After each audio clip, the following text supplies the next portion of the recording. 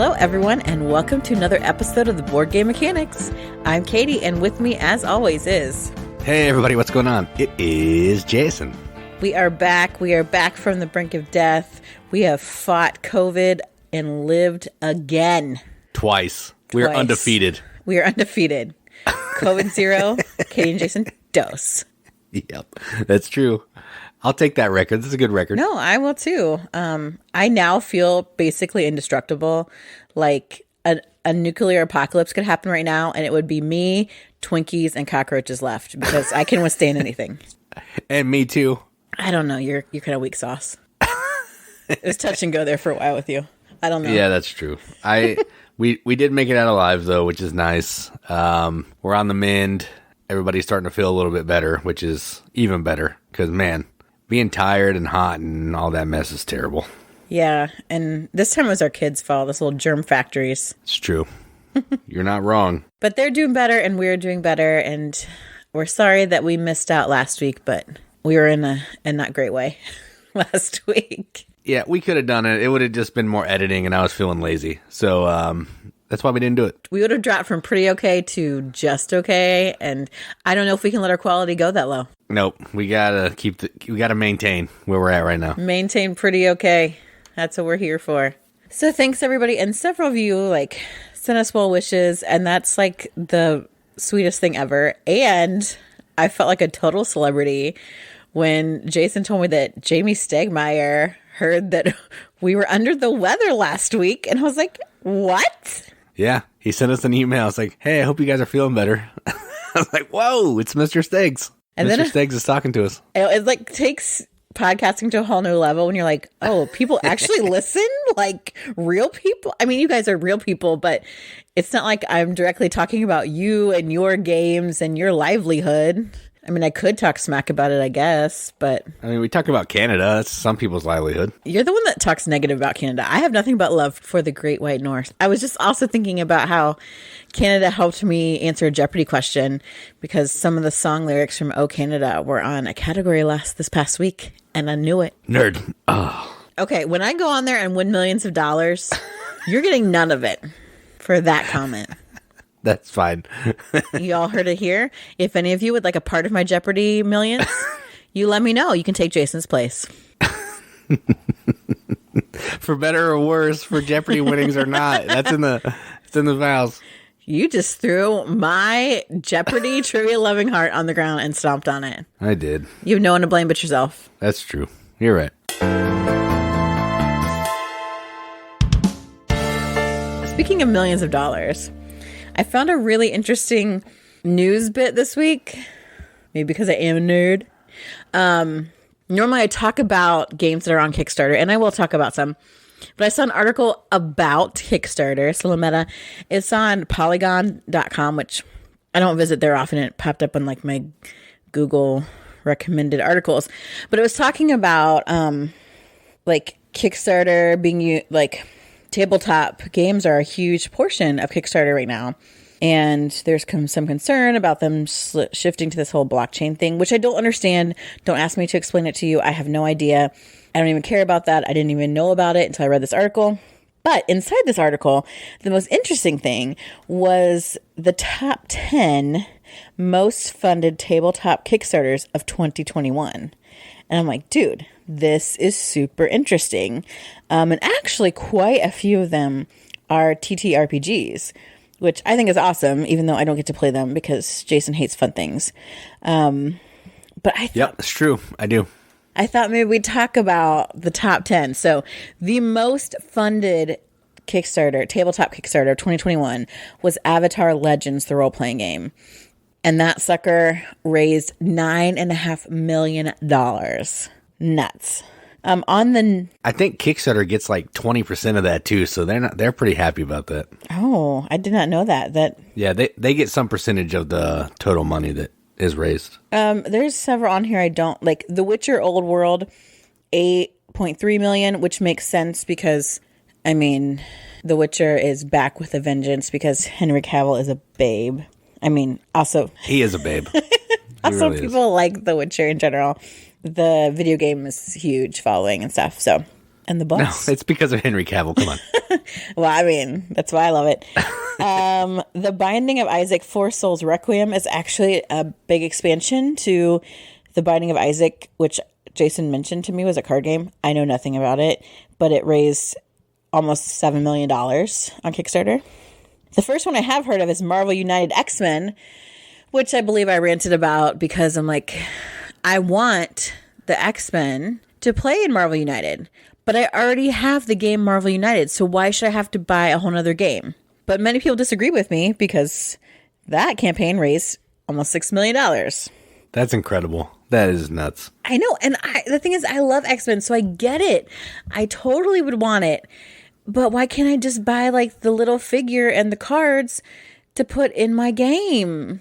If CMON can raise $6 million on a Kickstarter, that means you no longer need to kickstart your stuff. That's what that means. Well, and then that's the thing. I think it changes Kickstarter. The function of Kickstarter is not always then seen as actual crowdfunding where people don't have the funds.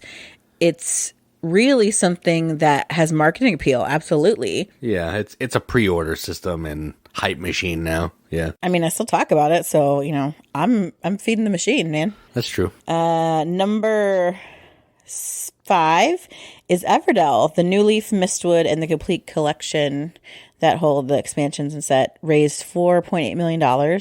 Monster Hunter World, the board game from Steamforged, raised $4.8 million. Pixels, electronic dice, light up dice, $3.5 million. That's impressive, actually, for a non-board game, really. I thought that was really interesting. Zombicide, Undead or Alive, which I mentioned, where Zombicide kind of got the Western treatment. Again, CMON, making $3.3 million. Dungeon Alchemist, almost $3 million. And the final one in the top 10 from Academy Games, which I think is interesting, Stellaris Infinite Legacy, $2.5 million. That's crazy. That's a lot of money in 10 games. That is a lot of money. Now, I think there are some like indie stuff that has come out on Kickstarter. It's doing a fantastic job, and it makes sense to use it. I mean, now I know real people listen to us, so I don't want to like bash CMON necessarily, but no, we can bash them. It's fine. I know nobody pays us. What do we know? I just feel like Kickstarter is a tricky thing to navigate in all kinds of ways, both as someone who is putting games out there and hoping to get them backed, and as the people who report about them and potentially back them. It's an own separate animal, and it looks like it's going to be undergoing changes. So it's just amazing what crowdfunding can do. So that's one piece of news. My boring, nerdy numbers, which I'm not a numbers person. So you left brain numbers people, you're welcome. I mean, I don't think you have to be a numbers person just to understand that there's a lot of power in Kickstarter and a lot of money that flows in and out of that thing. So be it blockchain or whatever, I think to just turn your back on Kickstarter if you're a publisher is dumb. Like, consumers may hate it. Like, I hate that CMON does that because I think it's jerky and they need to do their own thing and let other people have Kickstarter. But I understand why they do it. It's like printing cash. You put a game out that you've already released with different shaped minis, $6 million. And then there's people like me that I don't follow like a ton of publishers like super closely. So I don't always know what games are coming out. And unless I see it at a con or something, I don't know unless I catch it on Kickstarter. So I can see why marketing wise, it makes sense to put things on there because people are checking it out on a regular. Yeah, I get it. Some of the bigger companies annoy me, but I understand the appeal for sure. Okay. So speaking of Kickstarter, let's talk about some games that are on there. And actually, I think both studios that are making these publishers are making the games I'm talking about today are small. The first one is from Cat Haven Games, which this is their first game ever. And it's like a husband and wife duo. And it's a game that started as an inside joke, which I am all about. And the game is called Trading Post. Now, this game looks like my type of game. And at first you're like, it's just cards. But in this game, you're setting up the best trading post. So in order to do that, you have to explore different lands, to have resources, to also have places to build blueprints of these things that you want to have in your trading post. So trading post, I always come to think of it as like a specific building. But really, a trading post can have multiple types of buildings because it's like a center where people can come to trade. Generally in a more frontier type area. So you can have stables and taverns and those kind of things. So in this game, you're exploring lands. So you have lands that you're working with and developing. You've got blueprints that you're building. And then all those work together for some in-game bonuses. But the cool thing is, like, your buildings then are what help you kind of gain more points because it's gold. Because, you want to make some gold because it's a trading post. Trade needs to happen. So everyone gets like a master set of blueprints, like a unique building that's unique to you that you can kind of start off your trading post with. And you're going to explore to get resources. Those places give you victory points as well. Then you're going to get different kinds of what those resources, you're going to use them to actually build things. You can also trade things because it's a trading post game. So you've got a little like player board that you're laying all your lands and stuff out on. So you can trade with the bank, you can trade with other players, which some people don't love, but you don't have to. There's also the bank option, which just isn't as efficient necessarily. You're building these cards, and so you get this kind of tableau going where different cards are going to give you different in-game points. And so again, you're just trying to generate the most profitable trading post. And they're like end of game cards, they're continuous effect cards, they're once per game cards, once per round. So you've got all these cards that are being played and that you're able to build and utilize as you're gathering resources, trading resources. There's some like kind of action and conflict cards. Maybe there's a thief. Maybe you can make a great deal that helps you play as you kind of fill out your little trading post game mat. It just sounds like a basic tableau builder, but I really like those. So if you like those too, check out Trading Post. It's for 2 to 6 players. There are 9 days left on the Kickstarter, and the base pledge is $39. Well, that's not bad. That does sound kind of interesting, really. Like, it's a nice little card game to chill out and have fun with. Yeah, the art's cute. It just seems like a... So what's the inside joke? I don't... Did they explain it? Yeah, it's based around, like, they played Citadels. And in Citadels, there's a card called Trading Post. And it's a building that doesn't really have any value. But for some reason, like, everyone in their friend group loved that card. And they would fight over who got to build the Trading Post. And then they're like, hey, you should make a board game designed around the Trading Post. So got it. That's where it came from. Yeah. So that's Trading Post. The next game is from Portal Dragon, which has made other games. Palm Island. Yes. And this game is no exception because John Metling is on it. But also, it is co-designed with Jonathan Gilmour. Oh, nice. Who has a lot of claims to fame. Dead of Winter, Dinosaur Island. Yeah, he's a pretty big deal. He's just kind of a big deal. This game is called CoLab CoLab. And apparently it's a relaunch. So I don't know if it was launched before. I don't know anything about it except this time. The tagline for this is Mad Science Competitive Dice Worker Placement Tableau Engine Building Game for 1 to 4 players. That speaks to me. Yeah. That sounds awesome. It sounds awesome. The artwork, also awesome. So in this game, you are like a mad scientist and you are sending out minions onto the board to collect resources. You get dice to use, like resource dice. And you're collecting these things in order to be able to make potions, to create monsters and these devices. And you arrange them in like this kind of, in a tableau.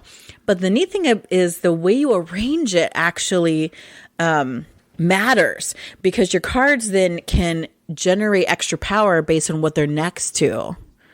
So you want to really like create this grid that allows you to use these adjacent cards to enhance the abilities of the cards that you have. And so you're playing until you complete 12 cards in this grid. And so you send your minions out to kind of do your bidding. And in the deluxe edition, which I would want to back. We're not going to either way, but it's cool. These little minions like hold the dice inside them. They're so cute. So they go onto like a tower space and they can get you cards, potion tokens, dice. And then you send out your mad scientists to different places on the board to actually complete, like put together, build cards.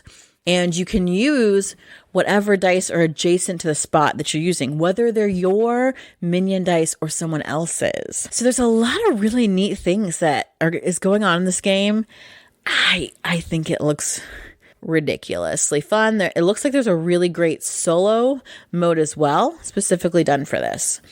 So if you like mad scientists, like great art, anything by Jonathan Gilmour and Metling, check out CoLab. 11 days off on that Kickstarter. It's $45 for the base game, which gives you like these cardboard standees and these little cardboard standee minions that hold the dice. But the deluxe edition is $60, and the minions are amazing. The player miniatures are really cool. It's so worth it, I think. So check out CoLab. Yeah, I saw Rado post a video on this, and I was like, doesn't look like my jam. But now that I'm looking at the pictures, man, that does look really good. It does. It is totally your jam. I could see we're looking at it like it's bright colors and it's got these miniatures, and you're like, what? Yeah. What is that? It looks like a battle game looking at the picture. Right. And that's what I see. It's totally not. Yeah, that's cool. Look, those minions are sweet. Yeah, you share the laboratory, but then you have your own engine in front of you with those cards that you're trying to build in a grid. Sweet. Looks sweet. Yeah, it does. That's cool. I like that one. Check it out, babe. I know you're not going to back it, but I will look at it, though. I'll watch Rado's video, see what he has to say. I'll look at it. I won't buy it. I'll look at it from afar. I'll admire it from afar. If you ever wonder what shopping with Jason is like, it's kind of like this. I'm like, ooh, look at that. Isn't that really awesome? He's like, yep, let's look at it. Okay, moving on. Yep, that's accurate. That is not even an exaggeration. It is. That's accurate. No, it's legit. Just so you all know. And that's all I have for crowdfunding. More, I should change it to like games that Katie will never own, but just likes to talk about and window shop anyway.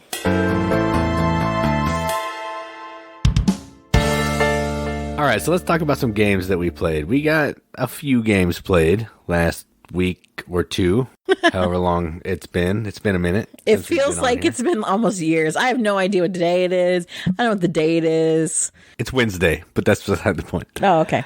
So we're going to talk about 3. The first one we're going to talk about is a game that it's not really a game. It's kind of an activity, I guess. But it's called Micro Macro Crime City Full House. So this is the sequel to Micro Macro Crime City, which we also have, but we haven't played yet. And effectively what you're doing in this is you are looking around in this big paper mat that's full of black and white drawings of buildings and cars and different kinds of people, different little people.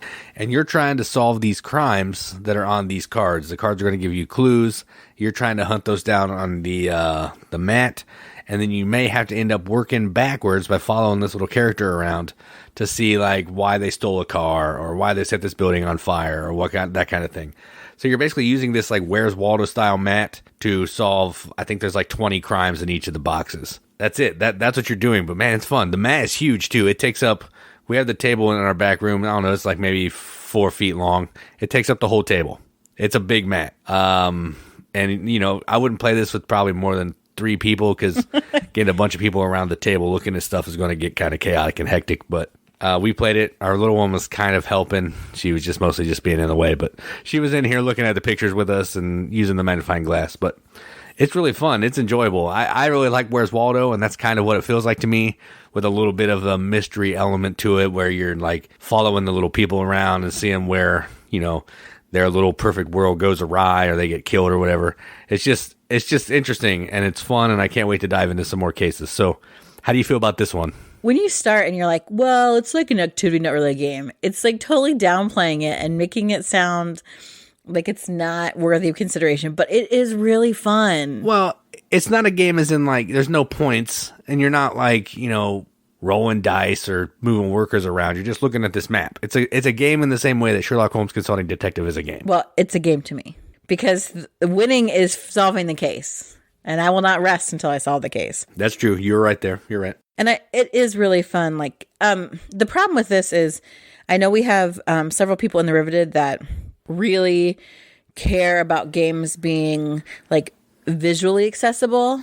And this is difficult. Oh no! If you have bad eyes or something like that, yeah, it's not gonna be your jam. And even like just bad lighting, we that's true.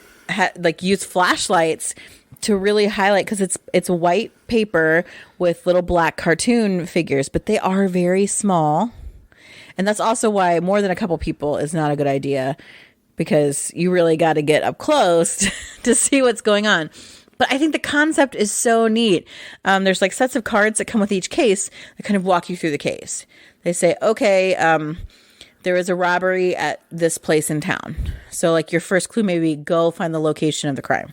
So you have to find it on the map. And you're like, okay, oh, I see. Here's a jewelry store and there's broken glass. So this must be where the robbery happened. And then it's like, oh, the suspect fled on foot with to the subway. So then you gotta like, oh, okay, let's see, and like, can you find him at the subway? What train was he getting on, or whatever? So you have to like figure out, well, where the heck is the subway station, because nothing's labeled in this thing. And how do I play? And then you try to place the person that you saw at the break-in at the subway, and making sure they're the same. Like, it just is a really neat concept. I think it is really fun. Part of me wants to color in the people, but you have to like have continuity between characters, and yeah, that would mess it up, I think. I know, but the black and white, I'm like, this is just begging to be a coloring page. But that's kind of what it looks like. But it's a huge, oversized coloring page. But it's a fun thing. It definitely is something that you can, like, if you're just hanging out with a friend or two, you know, you can say, okay, here's the case. And it's almost like putting together like a jigsaw puzzle. Like, oh, I'm going to look over here in this corner, and, oh, I found the subway, or, well, this guy looks like this. Do you see it over there? Like, I just think it's a fun, relaxed thing. And I like that then you sometimes really do have to use deduction and say, okay, here's what I'm seeing. What does that mean? And how does that help me solve the case?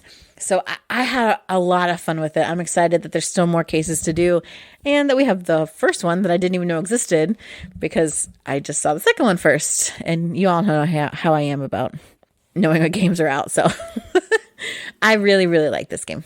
Yeah, this is one of those games, too, where a case doesn't really take that long. So, you know, you get it out, you run through a case, like, let's do another one. You do that one, and let's do another one. I think we did like 4 or 5 back to back to back, just because, you know, they're short and it's fun. It's enjoyable. We spent 45 minutes playing this game and just had a good time. So, yeah, I really liked it. I figured I would like it because, like I said, I like Where's Waldo. But I wasn't sure how you would feel about it, because it's not like super deep or anything. But there's some deduction to it. There is like crime solving. I do really like it. All right, so the next game we played is a Feld game, and I wanted to make sure we had enough games to talk about here, so I talked Katie into playing this one, and this one's called Aquasphere. It was on my top 100. Katie never played it, so what better time than when you're dying? So we played this game. So this is a Feld game where you're taking on the role of a scientist in this underwater aquasphere. You're trying to clear the aquasphere of octopods that are taking over. You're trying to get crystals, because when you score points on your aquasphere, you got to have a crystal to put it in front of the laser so it doesn't burn you up. You're trying to program robots to get submarines to come down to the aquasphere. And you're also controlling an engineer who's going to be the one programming the robots. Where was all this theme when you explained the game to me? Because none of this you mentioned. I never explained the theme. And I don't even know if that is the theme. There's no theme in the book, I don't think. That was just me coming up with it off the top of my head. But effectively what this game is it's a area control game, kind of. You're trying to control the different areas. There's 6 different pods on the aquasphere. And you're going to get points if you can control the most. And you're also going to get points for putting submarines down. You're going to get points for getting robots out on the board. You're going to get points for collecting octopods and crystals, filling out your whole laboratory with a bunch of different letters. Because when I build an underwater laboratory, I need to make sure it has letters in it. Alphabet's important, man. Yeah, that's true. It's a Feld game. It's point salad, but the points are still pretty low. I think we might have gotten past 50. Yeah. You don't get a ton of points in this, because if you don't get gems, you're going to lose points because you can't get past that threshold. There's a lot of negatives if you can't fight off octopods. A lot of stuff. A lot of points you get, but a lot of points you lose. And I still like it. It's a good Feld game, and it has nice colors and cool meeples too. So what did you think about Aquasphere with your first play? Based on my first play, it was okay. It would not make my top 100. I don't know if it'd make my top 200. I would play it again, but not by my own choice. I just felt like and again, like sometimes good games are this way where you feel like you don't have enough actions. But I felt like I didn't have enough actions to even be successful in any way. So that's really frustrating as someone playing. I also find the crystal thing frustrating because you can only make to a certain point threshold. If you don't have a crystal, then you can't go past that. I do hate that part too, honestly. I don't like that part. But I guess if you work it to your advantage to where if you're going to lose points and you keep it in that threshold, then maybe that's a good thing. I don't know. It was all right. I think the bits were cool. It was actually rather colorful for a game that we have. For a Feld game, right. For sure. It's really colorful, yeah. I don't think Merlin looks bad. No, Merlin and Aquasphere are probably a few of the exceptions that are not like tan and beige and all that Bonfire stuff. too. Oh, yeah, that's true. But it definitely does not make my favorite Felds. Not even my top 5. But it's okay. I like it. It's okay. I finally checked it off the list. It's true. I probably need to erase it off the board. Mm-hmm. Cool. I'll do that. The last game we're going to talk about is actually a game that I found on eBay that I wanted to play with our youngest. But Katie's played a few games of this. And yeah, we actually played it with some of our adult friends, which is funny too. And this game is called Whoowasit. And yes, you need those extra O's in it because they are in the title. They are in the title. This is a Reinercanecia game from Ravensburger. Weird. And I was watching a review, a top 100 of this guy that I watched named Matt Wilkins. And this was in his top 100. I was like, man, that looks really freaking cool. And the reason that I thought it was cool because it has an electronic jewelry box that basically runs the game for you. And we all know that I love a game with a gimmick and electronic stuff. So I thought, ooh, like Mall Madness, but for kids, this is awesome. I'm gonna check it out. So we got it. I played it with the youngest, just me and her. We played it on easy and we got slapped around. Then Katie came in and she played it on easy with us and we won. Then we played it with our friends on medium and we won. So what this game is it's you're taking on the role of these little kids. You're traveling around this castle looking for this ring that was stolen. It's a magical ring. Someone in the castle stole the ring. So you're moving around from room to room, talking to these animals to find clues of maybe who has a key. You want to know what kind of fruit or food that they want so you can feed it to them so they'll give you some more information to try to whittle down the suspects. Because ultimately you need to get the key, you need to get into the room with the appropriate suspect to open the jewelry box and get the ring back before the evil wizard destroys the town. That's it. So you're rolling a die, you're moving, trying not to get captured by this ghost that's also moving around, and just doing a little bit of deduction. So it's a lightweight kids deduction game. I like it. It's not the greatest game in the world, but man, I think it's fun. It's a stupid, fun little game that I'm glad we have, and I kind of want to play it right now. So, what do you think? What do you think of this game? I want to point out that you and our youngest daughter played it 3 times and could not win any time. We didn't need to say how many times until I played, and then we won. In our defense, we were getting bad die rolls. Oh, sure. And then when I played with everyone again, we won again because I was there. On medium, which was cool. I can't wait to play it on hard. We'll see how good you are then, huh? Oh, I think we see a pattern. You're probably right. It is fun. It's like a Clue Junior, but it has the gimmick of the electronic talking box.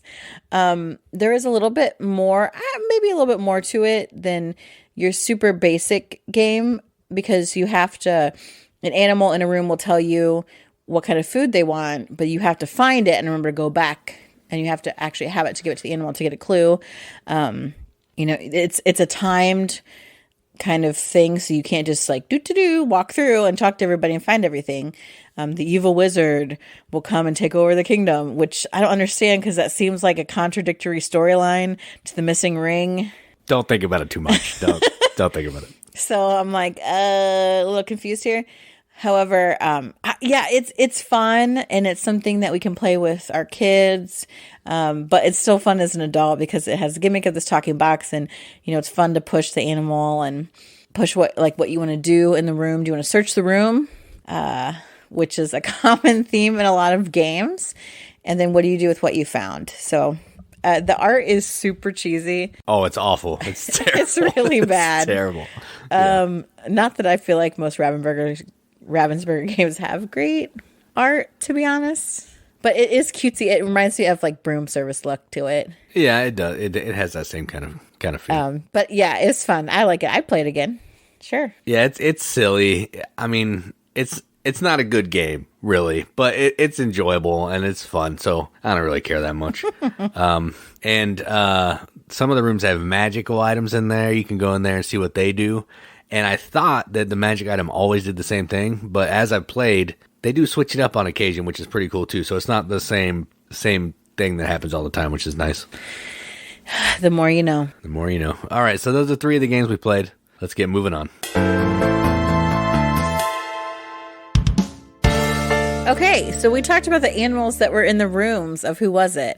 And I was talking with Jason, and I'm like, man, we've covered all of these like newer game categories or like topics for the past couple podcasts. I was thinking, I want to dive into our older games.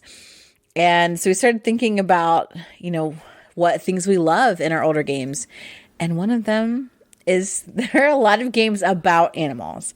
And you can look at animals in a variety of ways. For me, when I picked my games, I picked about games that were centered around the animals themselves, like building habitats for them or having the animals, like their lives are happening or whatever.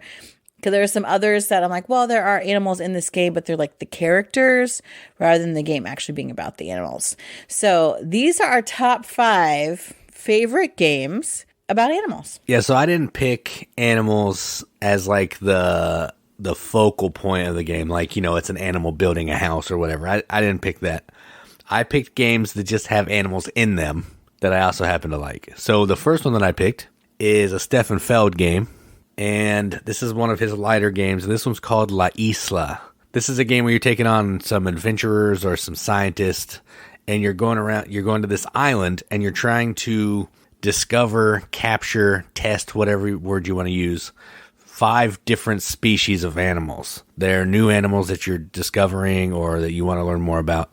And the way you're doing that is you're placing workers down on the board, and if you could surround an animal, you collect it. The more animals you collect of a certain type, the more points they're going to be worth. You're going to be animals times this track, and you're going to score a pile of points. So it's not directly about the animals doing things, but it's about people trying to research animals. So that's kind of why I picked it. So my first one, La Isla. I have never played this game, and I thought it was about something else completely different. No, that's the theme, I think. I'm not sure. I thought it was like island life or something because of the name. No, it's researchers on an island, on the island. Yeah. Interesting. Kind of like Galapagos is the feel it is kind of giving you, but it's not. There's no turtles and stuff. It's just weird creatures that you're looking for. Oh, okay. My first pick is focused on animals, and that game is Zooloretto. We have talked about this game. Zooloretto is where you have a zoo, and you need to fill your zoo with animals. In order to do that, you are pulling animals on these cardboard chits from a bag, placing them on trucks, and then you draft from the trucks to fill the different pens in your zoo. And there are obviously restrictions. Only one type of animal per pen. There are also gendered animals, so they could have babies animals, which is cute. And so you want to fill your pens to make the most points based on having the most animals and pens. You don't want to have random animals just hanging out in your barn. Those are negative points. You can have little kiosks around your zoo to make it appealing. But this game is focused on taking these little animals. Now, the artwork is not great, to be honest. The box itself looks like an old, like, National Geographic Kids, like... Yeah, it does. It's pretty bad. Magazine. But the game is really fun. And you find yourself like, oh, I want to collect these pandas. These pandas are cute. Like, look, I made a baby panda. And you're like, I'm getting excited over these cardboard chits that have terrible graphics on them. But you do. And you're like, hey, what are you doing taking all the monkeys? Like, I need the monkeys in my zoo. You become surprisingly obsessed with these little cardboard animals. And I think that just shows you how fun the game is. So my first pick is Zooloretto. All right, so my next pick is about animals. It's almost strictly just about the animals. No, it's not. Yes, it is. It's about chickens. It's about their poop. The chickens are the ones pooping and then walking around. It's called Gem Hens. So this is a game about somehow the farmer gets these hens to lay Fabergé eggs, I guess. That's the theme. Mm-hmm. But really what's happening is you're taking on the role of this little chicken, and you're moving around this grid, and you're pooping out gems, and you're collecting gems, and you're fighting other chickens to get out of the way so you can get their gems. It's a set collection game with a little bit of chicken movement. You can get some special powers that help your chickens do different things, but at the end of the day, you're getting different colored gems to put in your Fabergé egg to score a pile of points. That's it. I like this game. It's really not like the greatest game in the world, but it's fun, and I like the way that it looks, and I think chickens pooping out gems is really funny. So, had to be on my list. So my second one, gem hens. I don't know still if they're pooping out the gems, if they're scratching the dirt and digging up the gems. I have no idea. I don't know. Pooping's funnier. I played it once and I still don't understand the game. You don't understand the game, or you don't understand the theme? Both. Oh. I understand a Fabergé egg, but... Yeah, I wouldn't think too much about the theme. I just put it on here because it was chickens. So my second pick is also about birds, but it's more focused on birds. And that is Wingspan. I don't like birds. I'm going to confess right now. If you love birds, bless your heart. I mean, that's fine. That's your choice. I will not let you make decisions for me because I think your judgment is flawed, but I hate birds. I'm sorry. I'm saying it right now. Hot topic. I hate birds. I love Wingspan. Because it's a tableau building game where you have a bajillion, it feels like bird cards, that you can have in your hand. But it's so simple in that there are only 4 actions you can take on a turn. You can play a bird. You can gather food. You can lay eggs. You can take cards. That's it. But the beauty of the game is you have to collect food, because to play a bird, you have to have the food that it eats. And you have to put it in the habitat that it belongs in. And each of those habitats, as you put birds in there, increases the power of the actions you're taking. I like to build this engine where these birds are like helping me gather more birds or lay more eggs or get more food. And it's just like this great, like puzzly, engine-y thing of gathering points in whatever way you can based on the cards and birds that you get. Components, awesome. Artwork, awesome. Every card is different.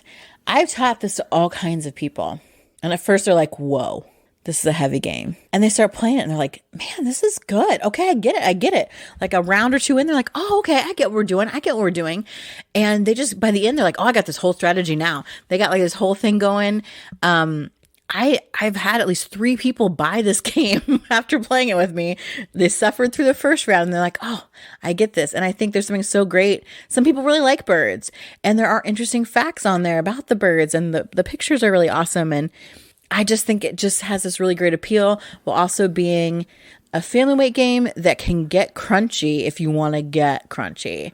So, yeah, my pick is Wingspan. Yeah, that's a good one. That probably fits the theme better than any of the other ones. Thank you very much.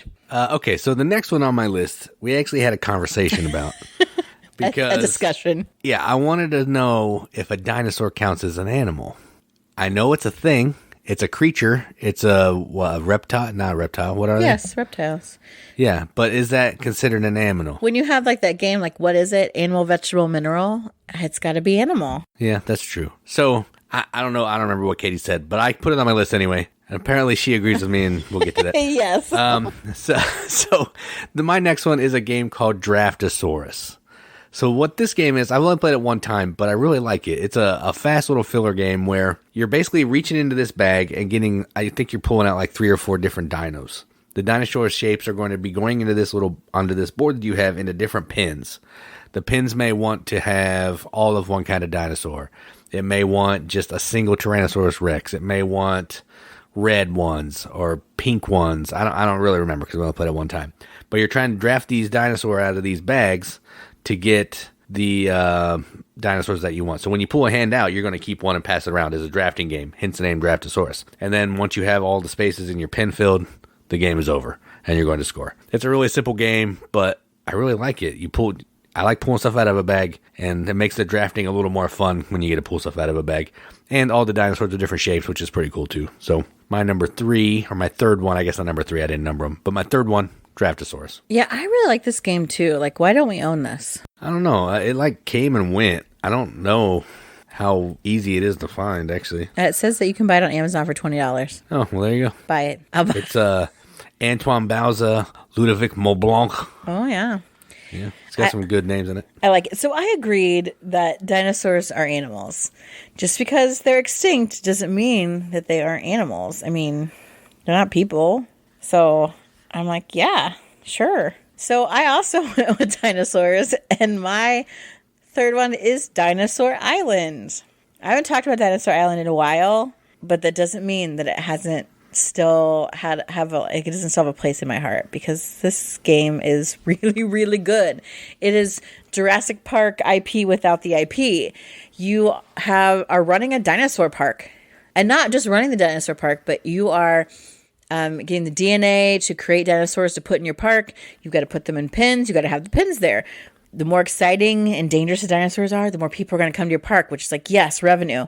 Also, the greater the chance of someone getting chomped. So you're like, well, we got to have some kind of security for that. So you got to balance the people that you hire. Like, it's all these parts that I just think they work together so well. It's got this great like 90s neon stuff. We actually have like some serious deluxeified parts to this, where we've got the different shaped dinosaur meeples, because I'm a sucker for a shaped meeple. We got the water ones. Like, the idea, again, you're like developing these dinosaurs, taking care of that. Like, it's just about taking care of animals. Now, these animals could eat people and goats and all kinds of things, and that's okay, because you just want to have a successful dinosaur park, and sometimes people wander too close to the fence. So, my choice, Dinosaur Island. Yeah, that's a good one.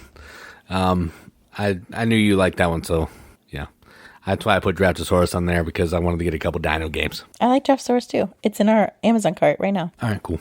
So my next one is another Stefan Feld game. Who would have thought this guy has some games about animals? But this one is probably his lightest game. This is a game about an anteater. His name is Anton. Anton the Ant Aardvark or Anteater. I can't remember. He has a name? Yeah, I just looked it up. His name's Anton. And what he is trying to do is he is sticking his nose down to these different hills, ant hills, to try to eat termites. I don't know why they're termites and not ants, but so be it. And effectively what this game is you're rolling some dice, you're putting the die down on these like columns on these different ant hill cards. There's a certain number based on the number of players. And you're trying to get the majority in each of the columns to score some points. Whoever has the most majority, which means the most pips, score some points. You're also going to get some bonuses if you can cover up some certain spaces on the column. You're going to be collecting different artifacts, like you might find a shoe or a bone or something that the anteater digs up with his nose or trunk, whatever they're called. And proboscis. That's it. But the reason that it's on my list, it's a game about an anteater, vaguely. But there is an anteater on all the cards and on the box. And I thought that theme was cool. So that's why it's on my list. So my 4, It Happens. I know I played this. I don't remember it at all. It's not super memorable. That's probably why. I do remember the art was funny. Yeah. It's a kid's game, effectively. It's fine. Because wasn't there I feel like the comic, BC, had an anteater like that in a lot of the strips? You have no idea what I'm talking about, or do you? I know what you're talking about, yeah. Okay. It looks similar to that, the art. Okay, so my next one also has kind of an odd animal, and it has wombats. And I don't know if I've mentioned this before, but true fact, I also have this confirmed by someone from Australia, thank you, Liz, that wombats poop square. And they do in this game called Wombat Rescue. So in Wombat Rescue, you are a wombat, and you're trying to get your babies from wherever they are out in the, outback, to home and not get eaten by dingoes, because a dingo could eat your baby. In order to do this, you're making what do I want to call it? Not like a travel chain, but what do we call that? Network. Yeah. No, is that what you call it? Like in Moonshine Empire. Yeah, travel network. Yeah. Like a delivery network. But you're using your wombat poop, your square wombat poop, because you recognize your scent. So you kind of mark your territory with your square wombat poop. And it helps you move further so you can get closer to your babies and bring them back and avoid the dingo. The theme itself, classic, right? I mean, come on. The actual, production is really cool. I really like that. I think the theme is fun, and it's like you're living the life of these animals, and there's scientific fact, man. You don't want dingoes eating your babies as a wombat, and wombats do poop square. It's crazy. Interesting game. It actually is fun to play too, and you have to really think like, where do I want to scatter these poop cubes, and you have to eat food in order to poop, to leave the cubes, and how can I chain these together so I can move the farthest on my turn and avoid the dingo? A lot of strategy involved with wombat poop. So my my choice is Wombat Rescue. Yeah, this is a good one. That game's silly. It is silly. It's a silly game. The last one I'm going to put in my official list is a game Katie already mentioned up in the very top. I did. One of the 10 highest grossing Kickstarters. I did. Was Everdell, so I put Everdell on my list. Not because of that just happens to be a coincidence, but Everdell is on my list. Or is it? This is about building up a little village of woodland critters and creatures and stuff. Yeah. It's Redwall, the game. Yeah. They build houses. They have jobs. They want to get married. They play sports. All that stuff the regular people do, these animals do. But this game is nothing but animals. That's it. You even have animal little meeples that you're moving around doing some things with. So this was the first one that I thought of, but I just put it last on my list because I don't know why. But Everdell, great game, tableau builder, card game with really great production, really great art. We've talked about it before. If you haven't played it, it's worth playing once because it's really nice. It looks really nice and it's fun. So the last one I'm going to officially talk about is Everdell. It is. It's super pretty. We haven't played this for a while, and I think that we need to bring that out. We could do that. My last one is also a very animal-focused one, and I haven't talked about this one for a while because for those of you like OG listeners to the podcast, Joel talked about this game ad nauseum. Ad nauseum. And honestly, when we played it, I was like, fine, I'll play this game just to shut you up about it. But it's really fun. And that game is Happy Pigs. So in Happy Pigs, you are buying piglets. You got to get them vaccinated, grow them up. Oh, yeah, you do really need to get them vaccinated. You do. You got to get, they can't get sick. Grow them up and then take them to market and turn them into bacon so that you have money to do it all over again. The interesting thing about this is it sounds very simple. It's got really cute art also, by the way, but it's simultaneous action selection, and you want to choose an action that no one else does because then you get a greater return on the action. It's more powerful for you. If you have to split it with someone else, it's not as great. So it's like kind of outthinking your opponent's like, oh, what are they going to want to do? Is everyone going to sell? I won't get as much money if I sell when everybody else does, but am I running out of room for my pigs? Like, is everyone going to buy vaccines? Are we just not going to do that? You know, it's surprisingly thinky for this silly little game about keeping your pigs happy. I think there's an expansion that has other animals. Yeah, it changes the game in no other way except it gives you different animals. Like chickens and sheep or something. I don't know. Yeah. But the artwork is really cute, and it is a fun little game. And so my last choice for favorite animal games is Happy Pigs. So there are surprisingly a large number of games that deal with animals. It's like, I don't know why everyone talks about trading in the Mediterranean. We should talk about animals and animal husbandry. There are lots of games about that. So while those are kind of 5 of our favorites and ones that maybe don't get talked about as often, there are more that we definitely want to honorably mention. So a couple of my favorites, Detective Charlie, a new one. It's a kid's seduction game.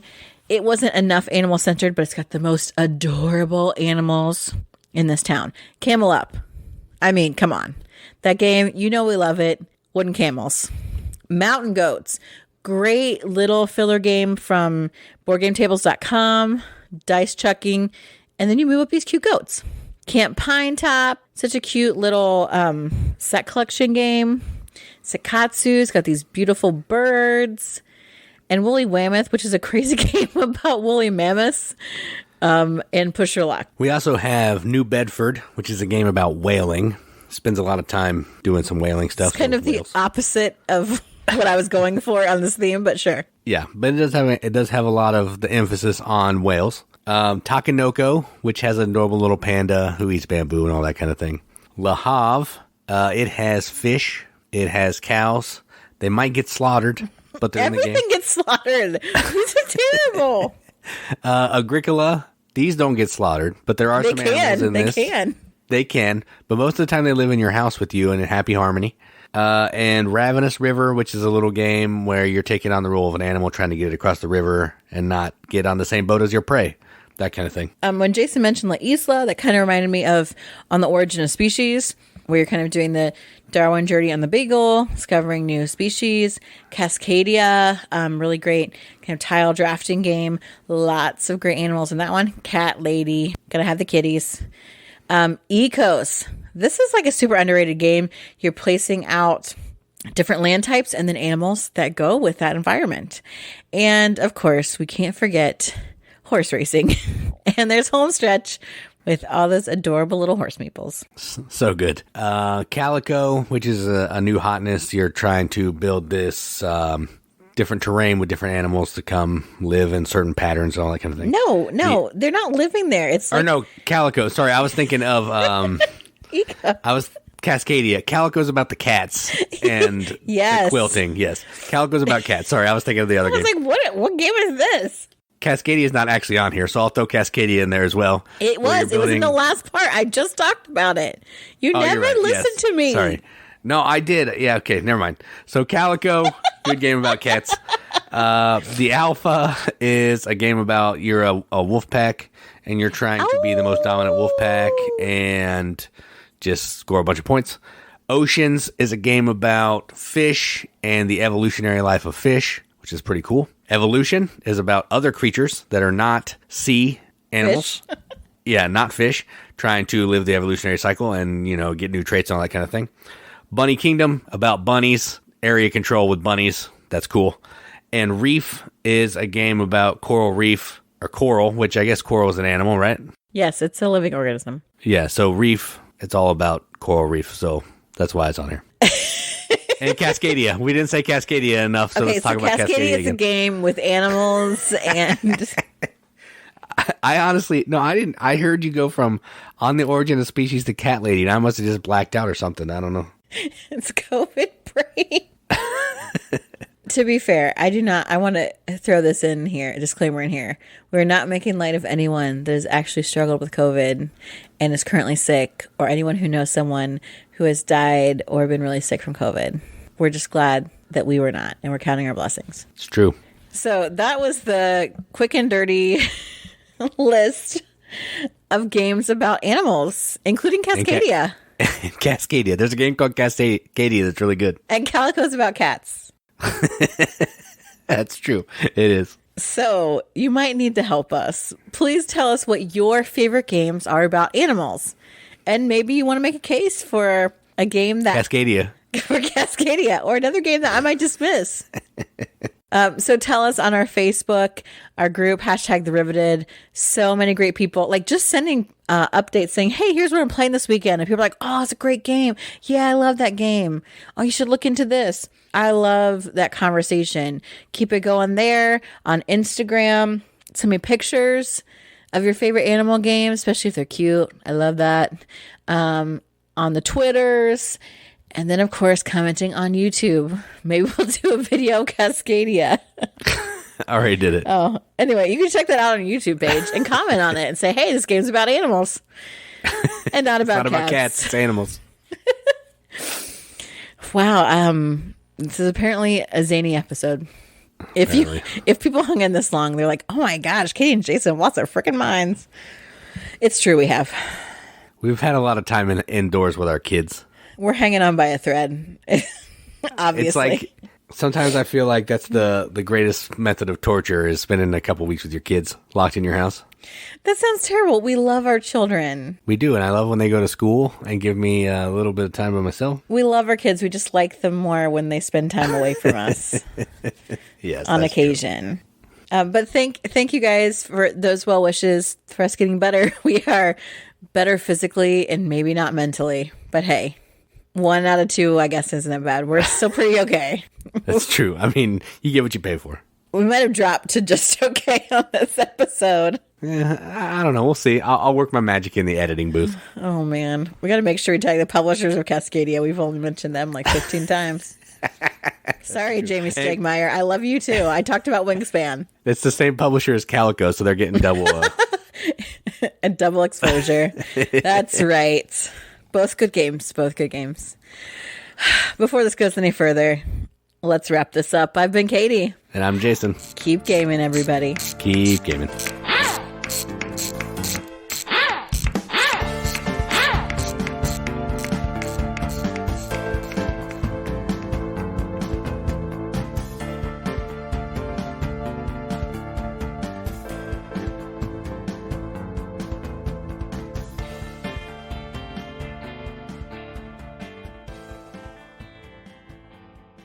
Especially if it's Cascadia.